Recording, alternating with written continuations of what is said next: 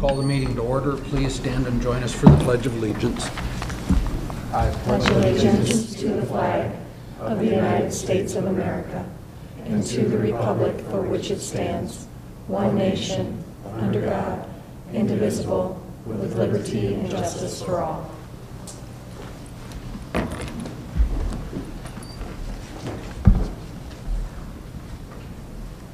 All right.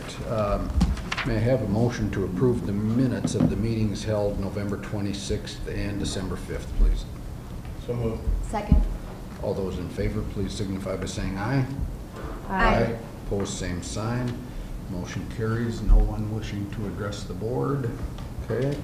May I have a motion to approve the agenda, please? So moved. Second. All those in favor, please signify by saying aye. Aye. Opposed, same sign. That motion carries. And good news report. Well, I suppose the good news is the Deanne's back. There you go.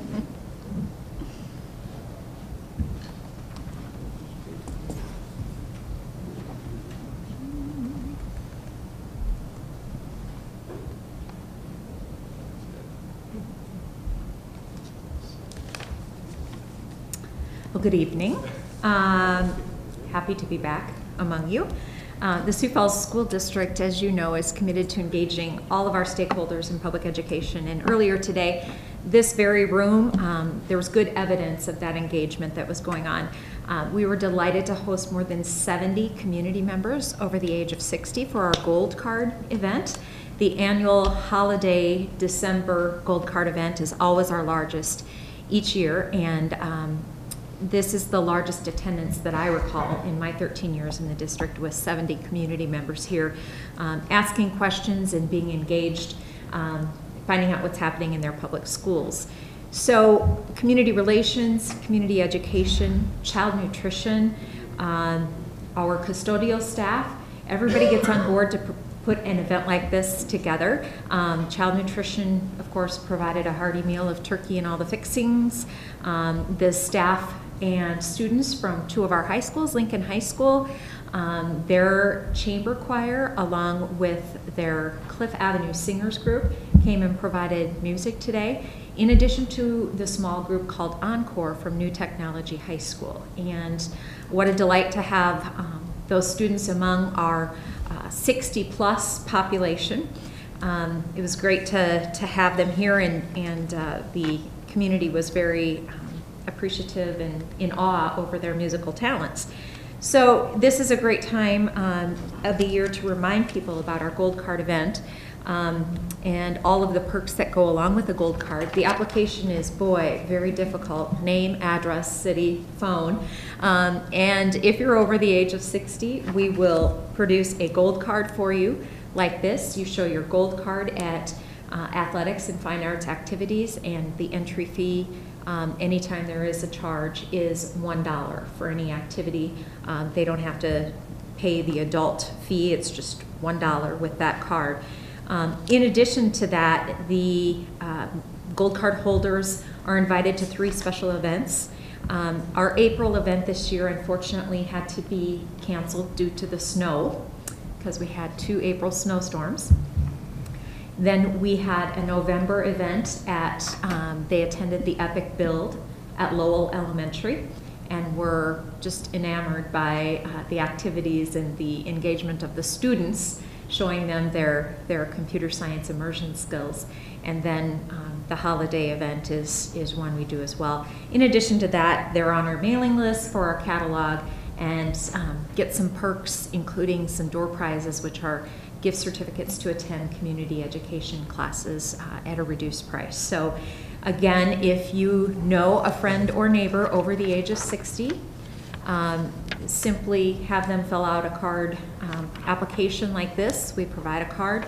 Something great this time of year, if you're sending a Christmas card to friends or family, you wanted to include an application like this so that people can show up and get their card and discount at our activities. We certainly welcome our community to come and see the excellence that we have among our students, both in athletics and in fine arts and other performances as well. So you won't be disappointed, and this is free. The activity is $1, so at a low cost. We want to continue to invite our community to be part of the public schools and allow them to see what we're doing in the buildings and in the classrooms on a daily basis. Does that card expire? Do they have to enroll every year? Nope, Once you're in, you're in? nope, you have this, and if it goes through the wash, we'll give you another one. Okay. Applications here. Yeah, applications down here at the front desk of Instructional Planning Center, 201 East 38th Street. Again, you don't have to bring your passport or your social security card or anything like that. If you come in and ask for one, and if you're over the age of 60 years old, we'll provide you with the card. And the only thing we use this for is to continue to invite you to our special events and activities. And those folks are very happy to be part of the school district and feel like they get special attention. Today we had Dr. Nold and Dr. Boyson who shared some highlights going on in the district, and of course they wanted to know all about what was happening with the new high school and the new middle school, and so very important relationship that we establish with those who are in our community and have been lifelong taxpayers. And we even have some folks who've moved to Sioux Falls from other places and have just enjoyed either being a teacher in another community, or they retired here to be closer to their kids, and they really enjoy the ability to go to those activities at a reduced cost as well. Very good. Thank you. No conflicts of interest, and move on. May I have a motion to approve the consent agenda, please? So moved. Second. All those in favor, please signify by saying aye. Aye. Opposed, same sign. That motion carries. Supplemental consent agenda 9A, claims to Sanford. May I have a motion to approve? So moved. Second. All those in favor, please signify by saying aye. Aye. Opposed, same sign. That motion carries with 2 abstentions, Board Member Mickelson and Board Member Ryder. And we are on to the reports of the superintendent, Dr. Maher. Okay, we have 3 reports tonight to bring in front of the board. The first one is the English Language Arts Curriculum Update from Curriculum Services. Here's Ann Smith. Good evening. Instructional staff have completed the first year of implementing the K-12 English Language Arts curriculum that was approved for purchase in March of 2017. The new curriculum is aligned with the South Dakota State Standards for English Language Arts. Those standards address reading, writing, speaking, and listening skills. The English Language Arts curriculum also continues the focus on reading proficiency that began with the K-12 Continuum for Struggling Readers. That continuum was first presented in March of 2013. Really, the English Language Arts curriculum provides the foundation for all of the areas of study of our educational career of our students. At the elementary level, the curriculum materials that were chosen were from the company Collaborative Classroom. With this particular curriculum adoption, there was an increased emphasis on foundational reading skills. We wanted to be sure that our teachers had ample professional development to feel confident implementing the new materials. There was a full day of training on August 29th, and then throughout the year last year, there were 6 days of training. Those happened at 3 times throughout the year, so that there were 2-day sessions, with the first day being a demonstration, followed by 1 day of discussion over what people had seen in the demonstration lesson. Then there was a full day. There were a couple of optional opportunities for teachers to attend if they chose to. In June of 2017, there was an event, and then we worked with Augustana College to provide a 2-day workshop that teachers could attend for further training. The language arts curriculum, this is our English language arts adoption, but with our Spanish immersion program, the Spanish language arts is English language arts, but it's the language arts in the language that they're learning, which is Spanish. The teachers did choose to use the same curriculum, Collaborative Classroom, but since that collaborative classroom was developed for English, there were some things that didn't quite fit. And so those materials were trans-adapted. So trans-adapted means not just translated word for word, they were actually adapted, looking at what is the concept that's being taught through this. Is there a different book that we would need to use in Spanish? What might that book be? We actually worked directly with Veronica Vasquez, who is the professional learning lead from Collaborative Classroom, to do that trans-adaptation. In addition, the being a writer portion of Collaborative Classroom needed to be trans-adapted, and we were fortunate enough to be able to collaborate with teachers from Omaha. Omaha also uses the Collaborative Classroom curriculum in their Spanish immersion program. As our teachers worked on implementing the elementary curriculum, there was still a need to continue addressing those early readers who are struggling to master the foundational skills. There is a program called Systematic Instruction in Phoneme Awareness, Phonics, and Sight Words, SIPS, and Dr. Boyson gave you a report on that earlier this year. But that particular program is one that we are implementing in 4 of the Title I schools to address those gaps in reading foundational skills.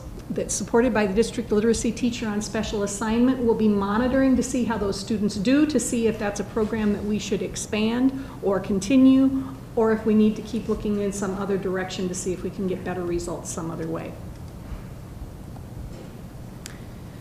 For our students with special needs in the elementary CEIS, Coordinated Early Intervening Services and Structured Teach programs, the Fountas and Pinnell Leveled Literacy Intervention curriculum was adopted, and during our district in-service days on August 29th and March 29th, there was training provided by Fountas and Pinnell for those programs. The RISE teachers, working with our students with more significant cognitive disabilities, had training with National Geographic. The program that was chosen for those students was Reach for Reading. And then there was the first author writing curriculum from Don Johnston, which they also had some additional training on March 29th for that. At the middle school level, as the teachers worked through the curriculum and the guides that had been developed, it became clear that they felt that they needed more guidance in terms of how do we make the choices of what we're going to use, what selections we're going to use from our materials. There's ample material here, but how do we make sure that we're choosing what's the right things to choose to make sure that we've gotten the essential content to our students? So at the middle school level, we focused professional development on revising those curriculum pacing guides to make sure that there was a little more direction to help them guide them through those choices. And in conjunction with that, to help ensure that we're confident that all teachers know which is the essential content for students to master at that level, we developed an assessment plan. The assessments for this plan include performance tasks that will be delivered quarterly or perhaps more often, but there'll be common performance tasks that teachers are doing. And then also, this is the first year that the NWEA map will be taken by all of our students in grades 6 through 8.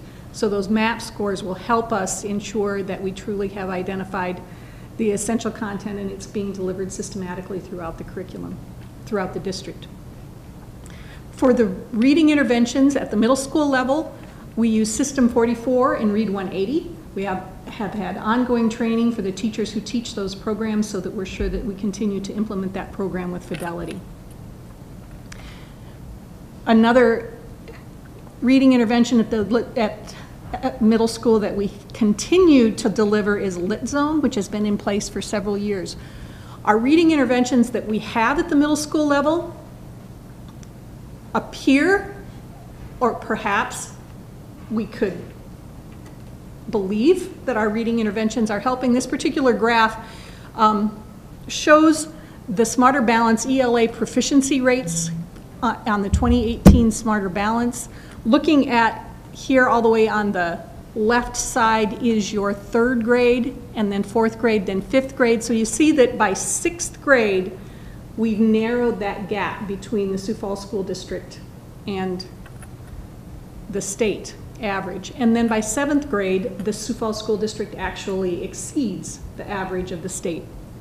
And then the trend line continues on, so that while we're about even with 11th grade, our trend line is showing that our students' English language arts proficiency is increasing at a steeper line than the state's proficiency in English language arts. That's something we want to be sure that we continue, but we are also very much aware that at the middle school level, with our reading interventions, the way they're structured, students end up giving up some other content in order to be in those reading interventions. So one of the ongoing conversations is, are we confident that the students are in the interventions that they need? We want them to have the interventions they need, but not more intervention than they need. For our students with special needs at the middle school level, the teachers expressed satisfaction with the Resource and Rise curriculum that was chosen, which is from National Geographic. They believe that the curriculum offers them sufficient flexibility to truly differentiate for the needs of their students.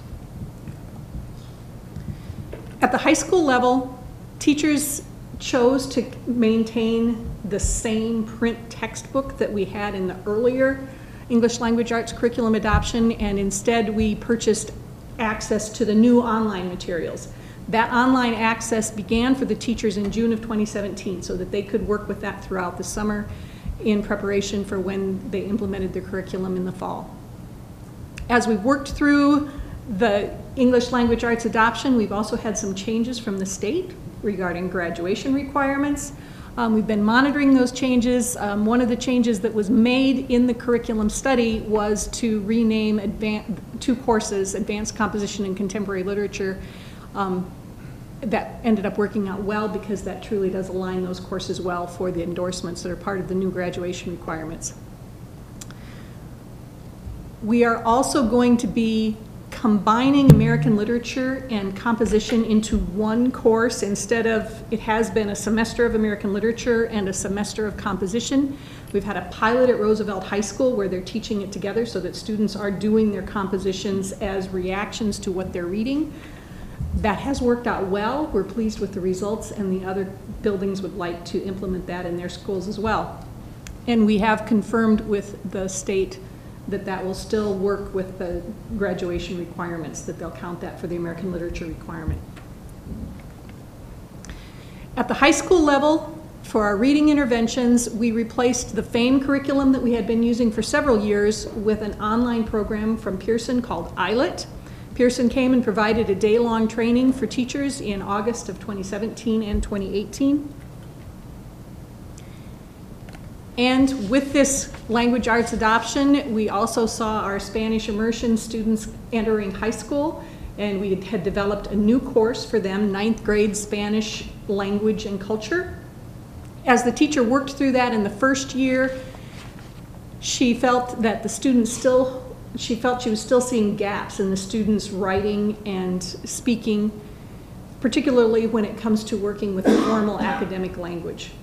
So we did end up purchasing an additional text for that 9th grade Spanish immersion class to be sure that students have ample opportunities to build vocabulary and demonstrate their understanding through speaking and writing. For our students with special needs, again, looking at the new graduation requirements that come along, we spent this last spring reviewing and updating the curriculum pacing guides to be sure that our courses align with those new graduation requirements. The fall and spring semester tests have been reviewed and revised to focus on scaffolding questions, so that we know that we're moving from basic recall and comprehension into higher order thinking and reasoning. So we've completed a full year of implementation. We're going into the second year of implementation, and we continue to monitor to be sure that we're providing the professional development that our teachers need, that we're revising activities as they need to be revised, and developing whatever district-wide assessments might be necessary to help enable us to monitor the curriculum. We will be launching a minor English language arts review in the fall of 2019, just to come back along. Again, the English language arts curriculum is the backbone, is the foundation for all learning, so we want to be sure that we continue to keep it tight and effective. with that, I would ask the board to acknowledge the English Language Arts Curriculum Implementation Update. Questions? Thank you, Anne. First of all, I was happy to see the results of the elementary and high school surveys, that the implementation seemed to go pretty smoothly. I was concerned about the middle school, and I had emailed you on that. And when I was looking through it, at first I thought, well, the questions geared to elementary were more based on the materials versus the students, of how they reacted to the materials. So I thought, well, that makes a difference in how the results are. But then when I compared it to the high school, those were still student-focused questions as well. So I did reach out to some middle school ELA teachers, because I just was, thinking what they thought. I had a middle schooler last year and so forth. And I'm wondering, instead of waiting into the fall of 2018, if we should have been maybe asking some of the questions earlier during the years, since there was such a drop-off for those middle school teachers as to knowing. And some of that, like the mentor text, was actually there, but it was in the resources, but some of those teachers maybe didn't get to know that. And so it sounds like some of the professional development maybe just wasn't where it needed to be for them and so forth. So to keep us up to date and the IPC up to date on what's going on, maybe when we're implementing something like that, is that something we could do, like do it earlier, questioning those teachers, so that it's not 12 months later and we're now trying to catch up for that year that was lost and so forth? Certainly. I mean, certainly we can continue to do that. I think we will always do our best to make sure that we're getting the information from the teachers in a timely fashion. Yes. And I'm not. Yeah. No, I think your point's really well taken. Yeah. And I think, too, that we think through, there was the one formal way of bringing that in, but anecdotally we were getting information as the year went on, and maybe we need to formalize that in a way that doesn't wait 1 year after the fact. I think it's good information and something for us to ponder, or maybe we formalize the anecdotal information that we're getting. I think it's a reasonable request for us. Mm-hmm. So in addition to like the actual survey, which I'm assuming we sent them whatever 10 questions and they answered, was there an option for them to give feedback? Yes. So the teachers the committee actually continues to meet. Then also there is a director called meeting for all of the English Language Arts teachers, which happens 2 or 3 times during the year. And during those meetings, there's opportunity to give feedback and check in and see how things go. Sure.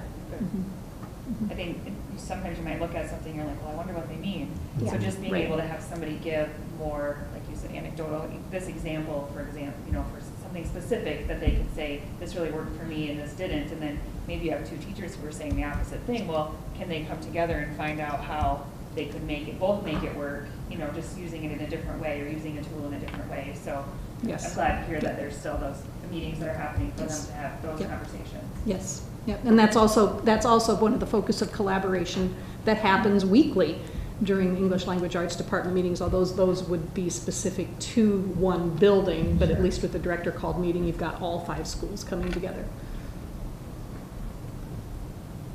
Other questions? Thank you, Ann. May I have a motion to acknowledge the report, please? So moved. Second. Further discussion? Hearing none, all those in favor, please signify by saying aye. Aye. Opposed, same sign, that motion carries. Well, our second report is also going to come to you from Ms. Smith. And during her last report, she talked a little bit about future planning and professional development, and that is a nice segue right into this next report, which is on our school improvement plans, also coming to us from the Curriculum Services Department. Each school is required to maintain a school improvement plan as part of accreditation through the South Dakota Department of Education. In addition, our Title I schools must have a school improvement plan so that they are in compliance with the federal Every Student Succeeds Act. But I think more importantly, what drives these school improvement plans is the district strategic plan. Each school's improvement plan is focused on the district's mission and priority statements. And as we work to make sure that we're doing everything we can, every teacher, every administrator, those school improvement plans really keep driving those efforts. The plans are developed in a somewhat circular process. There's a building leadership team that consists of administrators and teachers There's representative parent input. Those leadership teams collect and organize data, analyze data, prioritize needs, and create a plan to address those prioritized needs.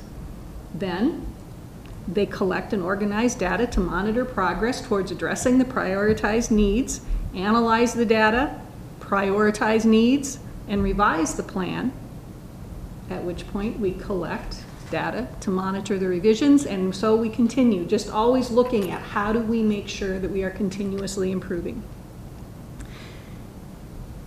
Annually, though, we bring them to you for approval. Typically, we have been doing that in December at this meeting. We will be moving to a slightly different timeline now. The state has changed their timeline with their new accountability plan under the Every Student Succeeds Act. So in subsequent years, we'll be bringing the plans forward in May instead of in December. You've had a chance to review the plans that have been developed by the individual schools. Those plans will also be posted on the district website, linked from each school's page on the district website. At this time, I would ask you to approve the individual school improvement plans. Any questions for Ann?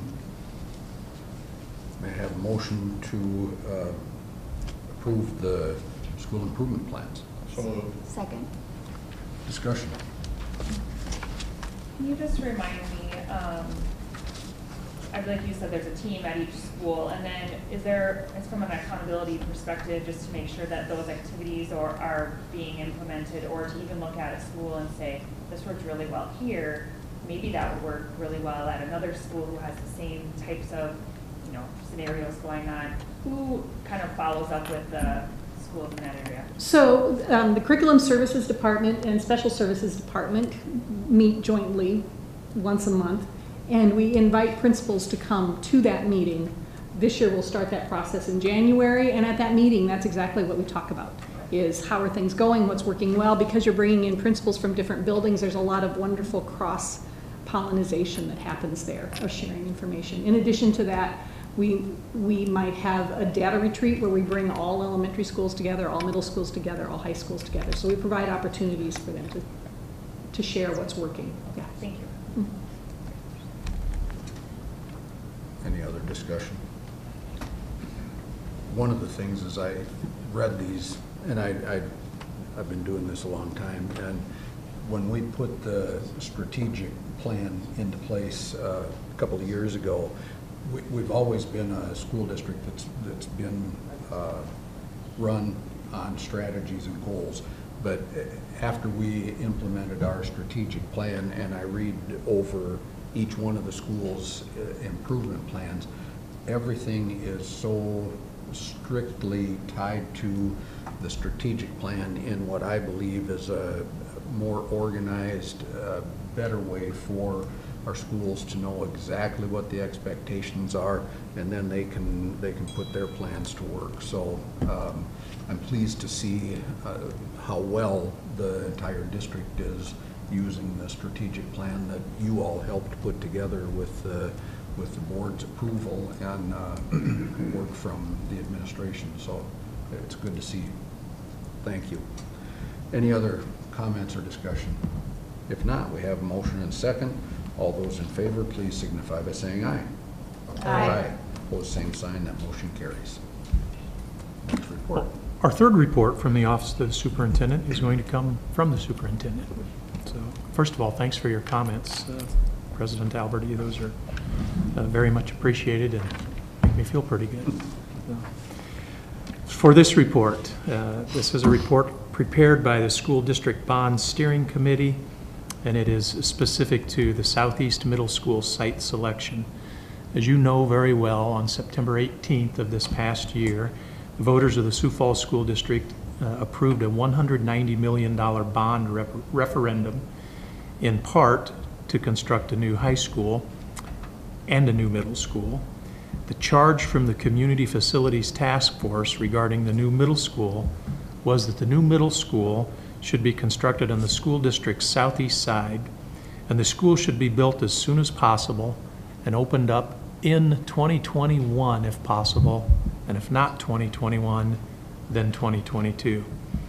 I assigned a steering committee consisting of district personnel, 2 board members, with the purpose of guiding the district through the overall management of the projects included in that $190 million bond referendum.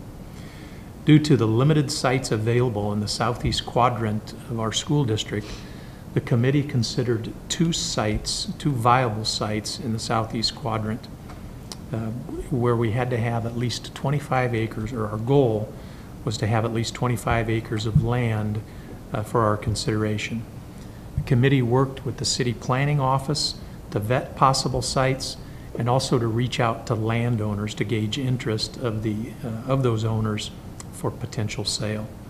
The committee then entered into extensive negotiations with the most responsive ownership group, that being the Burns property located at just north of 41st Street, east of Highway 11, and immediately west of Faith Avenue.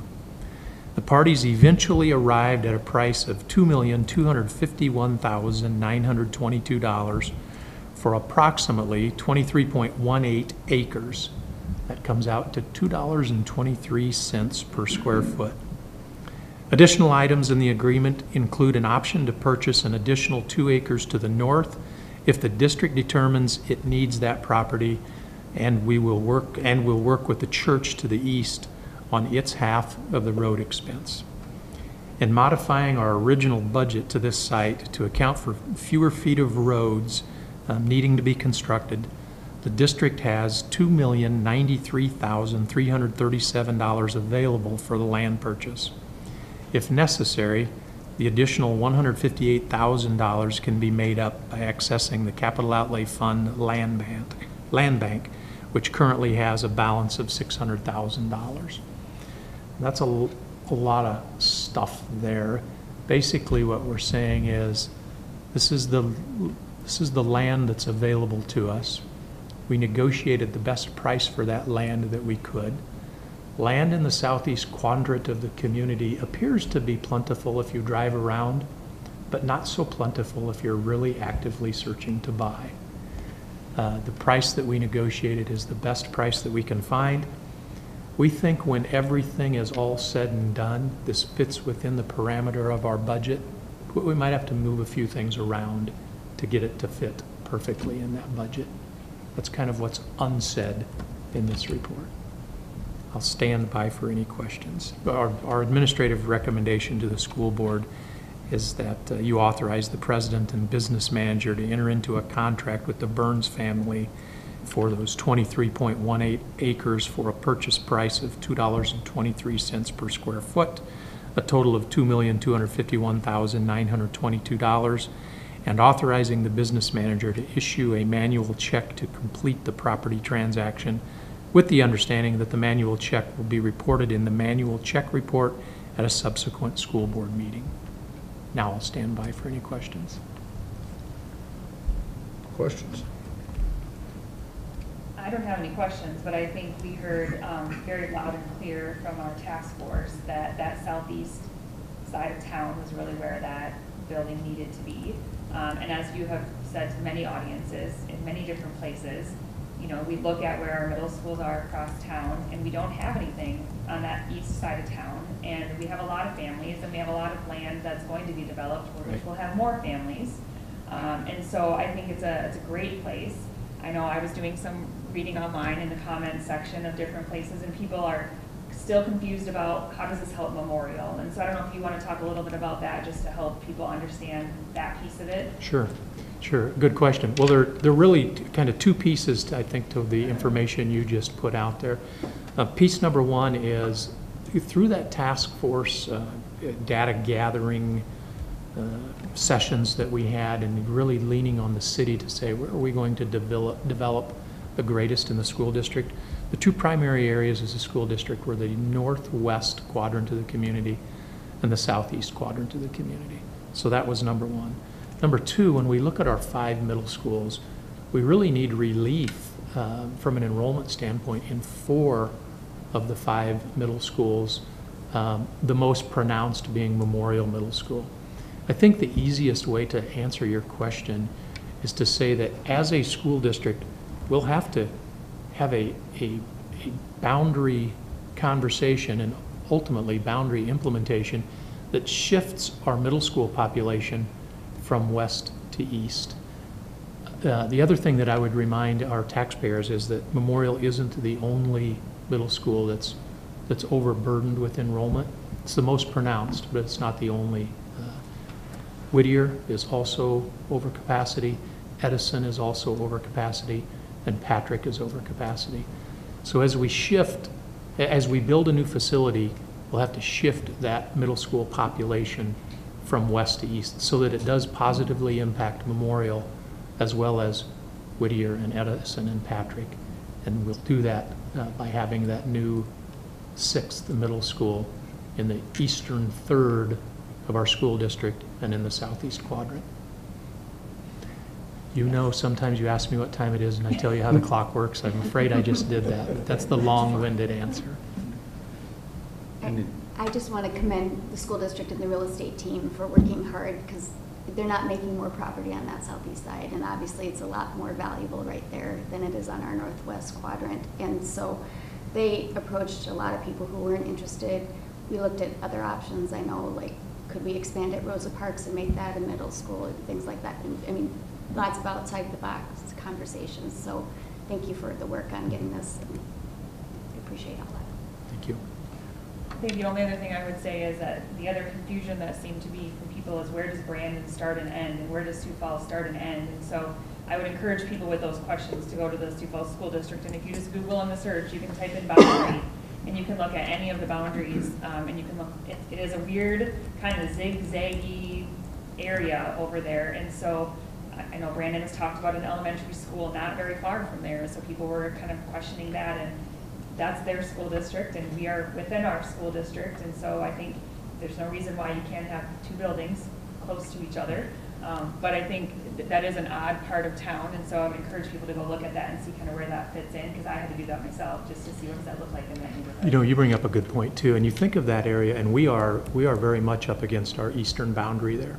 And when you think about that area of our community, there's no doubt in my mind that we would fill up that middle school. I'm fairly certain too that Brandon will have some building plans near that.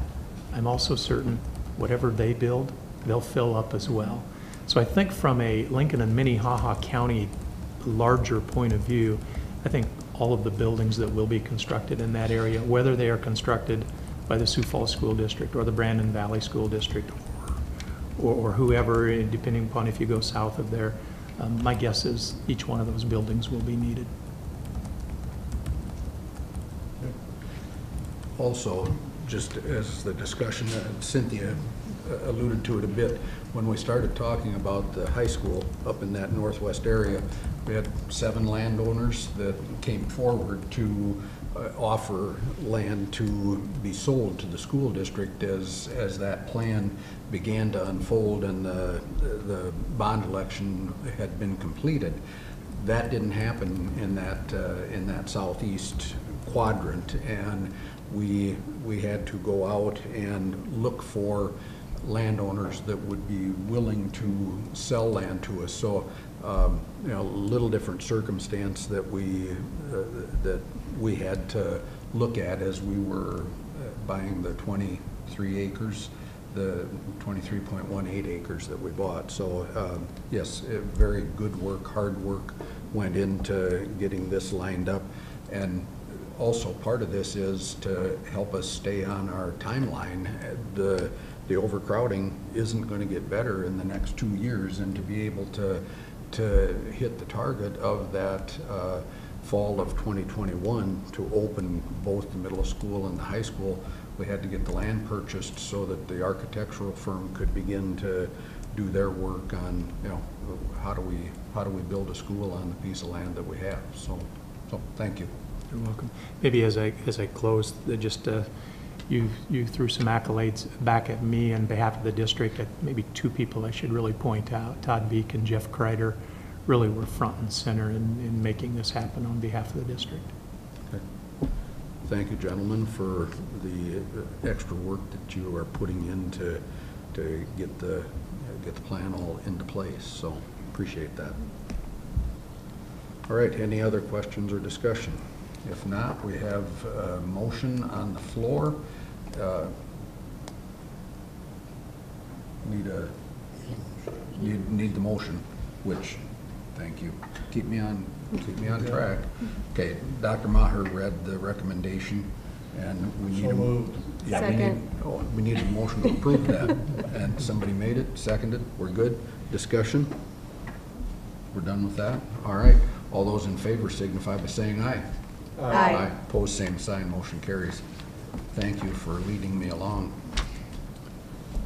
Policy. Yes. We have several policies up for review or revise tonight.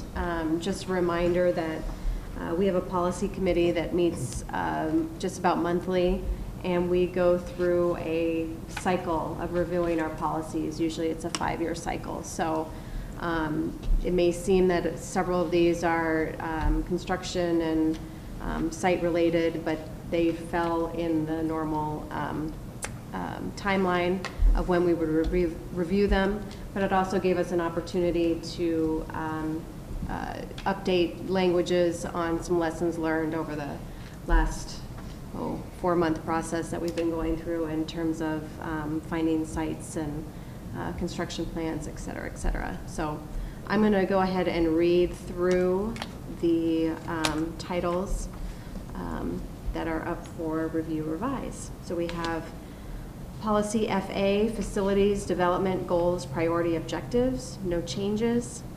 FAA, Evaluation of Facilities Planning and Development, we updated language to current practice. FEA, Education Specification for Construction, just minor word choice changes. FEB, Architect, Engineer, Construction Manager, update to current practice. FED, Construction Plans and Specifications, minor word choice changes. FEE, Site Acquisition, we improved upon current practices based on going through recent processes. FEF, Construction Cost Estimates, inclusion of Construction Manager consistent with other policies. FEG and its accompanying regulation, Construction Contracts, Bidding and Awards, minor word choice changes. FEH and its accompanying regulation, Supervision of Construction, no changes. FEJ, Construction Records and Reports, no changes. And IHD, Adult Community Education, no changes. So with that, I would move to approve the review revision of the above said policies and accompanying regulations. Second. Is there a discussion? Pretty straightforward. Okay. All right, we have a motion and a second. All those in favor signify by saying aye. Aye. Pose same sign, that motion carries. Any additional business to come before the board? If not, may I have a motion to adjourn? So moved. We are adjourned.